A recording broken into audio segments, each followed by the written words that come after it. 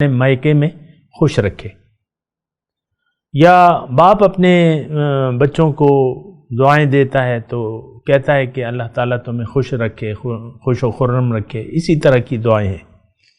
آپ دیکھ لیں ہماری تمام کوششیں دنیا کے لیے ہیں، تمام دعائیں دنیا ہی کی دعائیں ہیں۔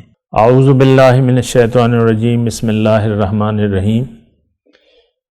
اللہم صلی علی سیدنا محمد معدن الجود والکرم وآلہ وسلم۔ سامعین و ناظرین اکرام، السلام علیکم ورحمۃ اللہ وبرکاتہ۔ آج کا ہمارا موضوع خالص اللہ تعالیٰ کو پکارنے کا مطلب۔ اللہ تعالیٰ نے قرآن مجید میں کہا ہے کہ لہو دعوت الحق، پکارنا اللہ کو سچا ہے۔ تو اصل میں دیکھیں، اللہ تعالیٰ نے ہمیں جس مقصد کے لیے بنایا ہے تو اس کا حل یا اس میں یعنی ہمیں کامیابی کا واحد طریقہ وہ ہے جو اللہ تعالیٰ نے مقرر کیا ہے، وہ یہ ہے کہ ہم صرف اللہ کو پکاریں۔ اللہ کو پکارنے کا مطلب تو تھوڑا سا اس کو سمجھنے کی ضرورت ہے، اور ہم لوگ جو ہے تھوڑی سی غلط فہمی کا شکار ہیں۔ اور حقیقت یہ ہے کہ اس وقت آج کا مسلمان جو ہے وہ اللہ کو نہیں پکار رہا، بلکہ وہ دنیا کو پکار رہا ہے، اور دنیا ہی ہمارا مقصود بھی ہے، محبوب بھی ہے، اور ہمیں مطلوب بھی ہے۔ آپ دیکھ لیں، اپنی سوچوں کو دیکھ لیں، اپنی سوچوں کو دیکھ لیں، اپنی پریشانیوں کو دیکھ لیں، اپنی خوشیوں کو دیکھ لیں، اپنی توقعات کو دیکھ لیں، اپنے مستقبل کی منصوبہ بندی کو دیکھ لیں۔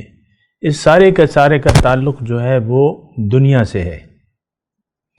آخرت میں کیا ہوگا، مرنے کے بعد کیا کوئی زندگی ہے، اور آخرت میں سوال و جواب ہوگا یا نہیں ہوگا، آیا ہم جنت میں جائیں گے یا دوزخ میں جائیں گے، یا آج اللہ تعالی ہم سے راضی ہے یا ناراض ہے، ہمیں اس سے کوئی غرض نہیں ہے۔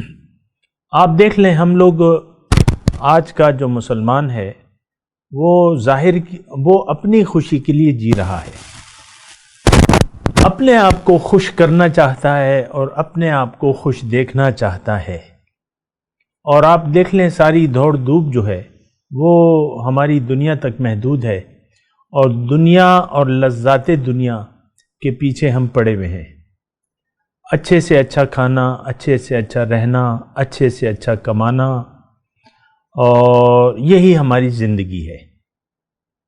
یہ ایک بہت تباہ کن سوچ ہے، آپ کو میں واضح طور پہ بتا دوں۔ کیوں کہ اللہ تعالیٰ نے ہمیں دنیا کے لیے نہیں بنایا ہے۔ اللہ تعالیٰ نے اپنی ملاقات کی تیاری کے لیے ہمیں دنیا میں بھجوایا ہے۔ یہ بات اچھے طریقے سے نوٹ کر لیں۔ ہماری منزل اللہ ہے، ہم اللہ کے ہیں، اور اللہ کے پاس واپس جانا ہے ہمیں۔ لیکن بات یہ ہے کہ کچھ لوگ ناکام ہو کے جائیں گے دنیا سے، اور کچھ لوگ جو ہے کامیاب ہو کر جائیں گے۔ اللہ تعالیٰ نے آخرت میں دو مقامات معین کیے ہیں اور یا بنائے ہیں، ایک جنت ہے اور ایک دوزخ ہے۔ جو لوگ دنیا میں دنیا ہی کو پکارتے رہے اور دنیا ہی ان کا مدعا رہا، یہ لوگ جو ہیں یہ دوزخ میں جائیں گے سیدھے سیدھے۔ یہ بات نوٹ کر لیں۔ اور جن لوگوں نے اللہ کی ملاقات کو حق سمجھا اور اس کے لیے تیاری کی، اور اللہ کو منزل بنا کے اللہ کے راستے میں جد و جہد کی، محنت کی، یہ لوگ جو ہیں یہ کامیاب ہوں گے اور یہ جنت میں جائیں گے۔ یہ بات نوٹ کر لیں۔ تو میں آپ سے یہ عرض کر رہا تھا کہ دیکھیں، اس وقت پہلے تو یعنی پکارنے کا مطلب آپ سمجھیں۔ اللہ کی پکار کیا ہے، کیوں ہے، اس کی کیا ضرورت ہے، اس کے نتائج۔ نہ پکاریں تو نتائج کیا ہیں، پکاریں تو نتائج کیا ہیں، یہ دونوں باتیں میں آپ کو عرض کر رہا تھا کہ جب ہم اس دنیا سے واپس جائیں گے، یقیناً موت کے لیے تو ہم تیاری نہیں کر رہے، لیکن موت برحق ہے اور ہم نے جانا ہے ایک دن۔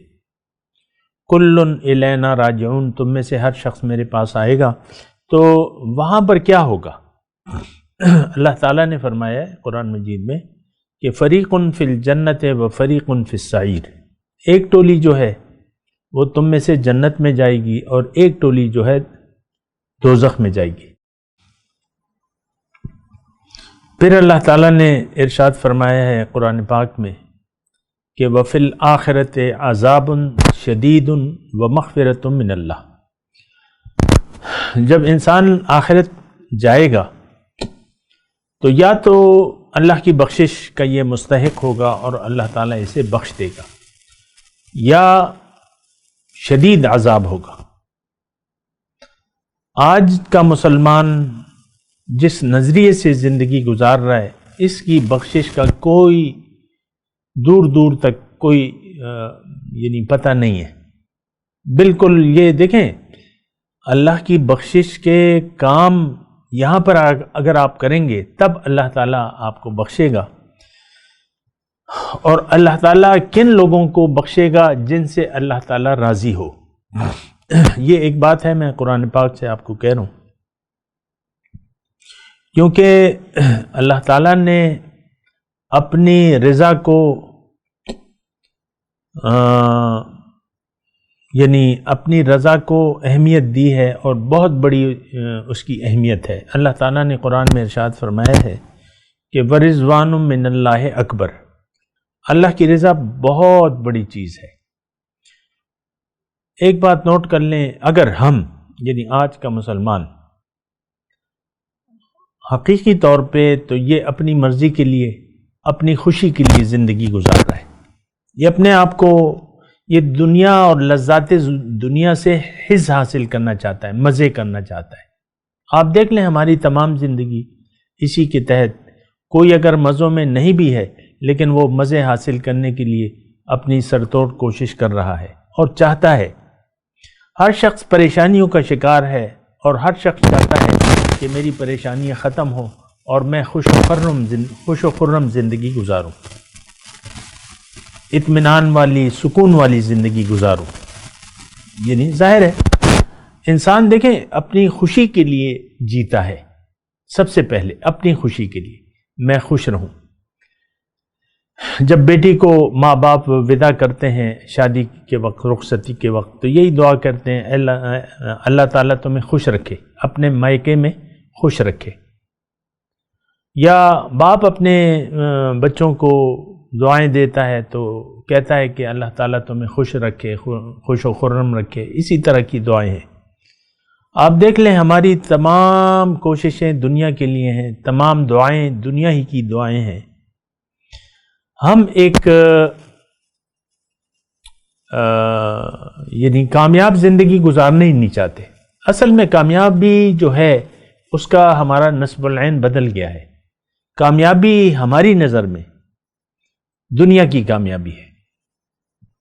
ہم سب لوگ ظاہر کی کامیابی کے لیے جی رہے ہیں اور جینا چاہتے ہیں، اور ظاہر کی کامیابی ہی ہماری مدعا ہے، ہمارا مدعا ہے۔